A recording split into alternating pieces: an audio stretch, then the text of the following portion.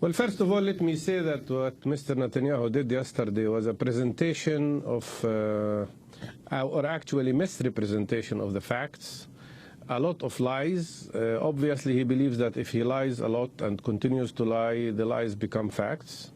He was falsifying history and falsifying facts and misleading people in the United States. When he said that Israel is too small, all he needed to say is to compare it with Palestine. I mean, what we are calling for here in two-state solution is a situation where Israel will be 4 times the size of Palestine, and still he speaks about it as if it's a small country, and comparing it with the United States. In my opinion, Netanyahu yesterday blocked every possibility for negotiations for two-state solution. Practically, he took away any possibility for peaceful resolution because he wanted to impose unilaterally the outcome on every issue, on the issue of Jerusalem, on the issue of borders, on the issue of settlements. And practically, his plan is clear. He wants us to live as slaves in a system of apartheid and segregation. He wants to continue the military occupation of the Palestinian territories, and he wants to block any possibility for a Palestinian statehood or Palestinian freedom. More than that, I think some of what he said sounded totally delusional. When he spoke about the fact that the only place where Arabs can enjoy freedom and democracy is when they are ruled by Israel, I think this is something like saying that the place where women's rights are most respected is Afghanistan. It's totally delusional. He fails to see the fact that his country is practicing apartheid and segregation against the Palestinian population. He failed to see the fact that they have taken away the homes, the lands of the people who live under Israeli control, and that Israel is practicing the worst form of violence against peaceful, non-violent resistance that Palestinians are adopting today in trying to defend their rights for freedom and for dignity. What is most shameful, in my opinion, really, was the response of the Congress to what Mr. Netanyahu said. In my opinion, the fact that he got 29 standing ovations and so many applauds by the Congress people reflects an act of irresponsibility by the Congress, because by supporting such extremists like Netanyahu in this manner, by supporting such extreme positions by this Israeli government, which is nothing but a government of settlers that is falsifying history and reality, by doing so, they are practically supporting an act that is aiming at killing any possibility of peace. And that is irresponsible, not only towards Palestinians, not only towards peace. It's an act of irresponsibility towards even the future of Israelis themselves, because the plan that Netanyahu proposed is nothing but a plan to assassinate and kill any opportunity for peace based on two-state solution. It's a plan of enslavement of Palestinians, and we as Palestinians will never be accepting to be slaves of occupation or apartheid, or the system of occupation that Mr. Netanyahu wants to consolidate on the ground. Dr. Barghouti, I wanted to ask you about the comments that President Obama made last Thursday when he became the first U.S. president to explicitly call for Israelis and Palestinians to seek a two-state solution based on the 1967 borders. This is what he said. The United States believes that negotiations should result in two states with permanent Palestinian borders with Israel, Jordan, and Egypt, and permanent Israeli borders with Palestine. We believe the borders of Israel and Palestine should be based on the 1967 lines with mutually agreed swaps, so that secure and recognized borders are established for both states. The Palestinian people must have the right to govern themselves and reach their full potential in a sovereign and contiguous state. Dr. Barghouti, your response to President Obama. Well, unfortunately, I think President Obama, retreated from many of his comments in his speech in front of the AIPAC.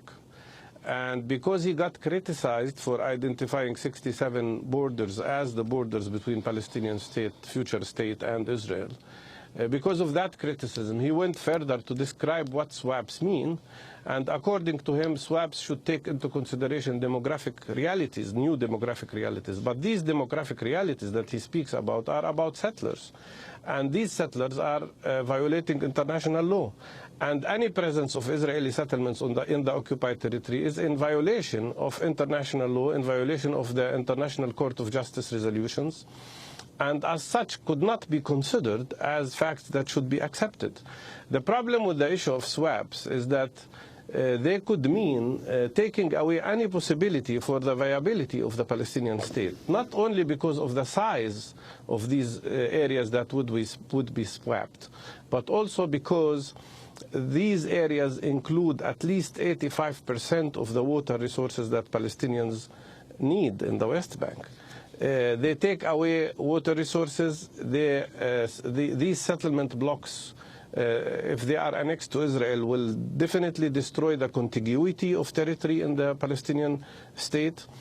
And if they would destroy any possibility of the viability of the states. That's why I think what President Obama said in his speech in the State Department is contradictory to what he said in front of the conference of AIPAC. And when Mr. Netanyahu comes up with the plan he proposed, explaining that the Israeli army must remain on the borders, and in explaining that Jerusalem will never be divided again, and explaining that Israel will have to annex all these settlements, then practically we are not talking about a viable Palestinian contiguous state, but about a structure that would be nothing but clusters of Pantostans, disconnected from each other, and under a system of apartheid control by Israel. Dr. Barghouti. The Israelis are calling it a state, but that means nothing because it has nothing that makes it a real state. It's just clusters of Pantostans. This is the plan that Netanyahu has. And the American president failed to pressure him to change this plan. What is the significance of the Middle East peace envoy, George Mitchell, quitting? I believe now, in retrospect, when we see what has happened after his resignation, I think he has resigned because he failed. And he realized that his opinion was not taken into consideration, obviously, especially on issues like settlements. And I feel sorry for him because he had done a good job with Ireland. Unfortunately, in the case of Palestine, he failed to pressure Israel. Maybe he did not have the support from his own administration to exercise any form of pressure on Israel. Especially that now, when we see this conflict growing, nobody is telling Israel at least stop the building of settlements on the ground, at least stop the facts on the ground. And that's why I consider that Mr. Mitchell's resignation is just a reflection of the fact that his mission failed, and probably that his views were not taken into consideration, and that the Israeli lobby is practically imposing the American policy in the Middle East.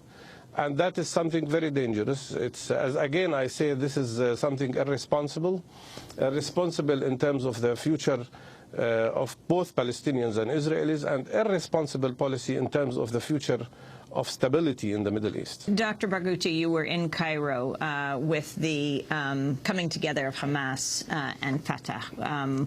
The U.S. has criticized any group that would ally with Hamas. Your response to that and the significance of this, how you see this fitting into the destiny of Palestine? It is totally ununderstandable why they are criticizing the unity agreement between Palestinians. We've managed to convince Hamas to accept two-state solution, to accept the compromise of two-state solution. We've managed to convince Hamas to abstain from any form of violence and to abstain from any form of military actions and to stick totally with all of us to non-violent form of resistance. We managed to convince Hamas to authorize President Abbas to represent all Palestinians. Isn't that what they wanted? If we have managed to convince everybody to adopt non-violence as a form of struggle for Palestinians, and if we manage to have a unified Palestinian camp that agrees and accepts two-state solution, then why this agreement is rejected? Let me remind you that Mr. Netanyahu and his government has been saying that they cannot make a deal with President Abbas or move forward with negotiations because President Abbas could not represent all Palestinians since he could not control Hamas or could not control Gaza. Now, President Abbas is allowed to represent all Palestinians, and Netanyahu is responding by saying, you have to break up with Hamas or we will not talk to you. What does that mean? He's playing games here. This man is an expert in lying. This man is an expert in falsification. This man, Netanyahu, is an expert in misrepresenting facts. Prime Minister Netanyahu... And I am so sorry that people don't see that. He has been interviewed repeatedly on the networks in the United States, and he has repeatedly said, we accept a Palestinian state. They do not accept a Jewish state. That is the problem, he said. How do you negotiate with these people? What is your response to that? That's another big lie, because the problem with Oslo Agreement has been that the Palestinians represented by the PLO recognized Israel as a state. They recognized Israel. Israel did not recognize Palestine as a state. Up till now, Israel is not recognizing Palestine as a state. Because what does it mean to say, I accept you as a state, but I don't accept that you have borders, and I don't accept that you have a capital, and I don't accept that you have free trade, and I don't accept that you have free economy.